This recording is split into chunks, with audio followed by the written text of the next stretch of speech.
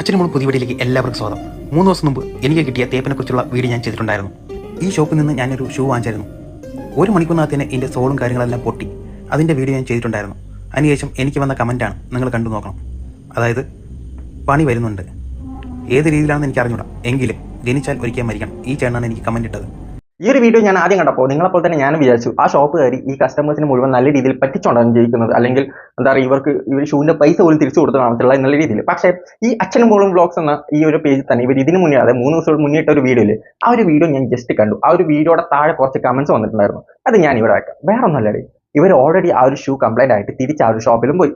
എന്നിട്ട് അവിടെ നിന്ന് ആ ഷോപ്പുകാർ റീഫണ്ടും കൊടുത്തു. അതായത് ആ ഷൂവിന്റെ പൈസ എത്രയാണോ ആ പൈസ മുഴുവൻ റീഫണ്ട് ആയിട്ട് കൊടുക്കുകയും ചെയ്തു. അങ്ങനെ തിരിച്ചു പോയിട്ട് ആ ഷോപ്പുകാർ നിങ്ങൾക്ക് റീഫണ്ട് തന്നിട്ടുണ്ടെങ്കിൽ നിങ്ങൾ ഈ ഒരു വീഡിയോ ഇടുന്നത് അത്ര വലിയ നല്ല കാര്യമായിട്ട് എനിക്ക് തോന്നുന്നില്ല. അത് മാത്രമല്ല, ഈ ഒരു വീഡിയോയിൽ ഇവർക്ക് റീഫണ്ട് കിട്ടിയ കാര്യം ഈ വീഡിയോയിൽ എവിടെയും പറഞ്ഞില്ല. പക്ഷേ ആ ഷോപ്പിന്റെ പേരും ബാക്കിയുള്ള കാര്യങ്ങൾ അല്ലെങ്കിൽ ഷോപ്പുകാർ നല്ല രീതിയിൽ തേച്ചു എന്നുള്ള രീതിയിൽ ഇവർ ആ ഒരു വീഡിയോയിൽ പറയുന്നുണ്ട്. അതേപോലെ തന്നെ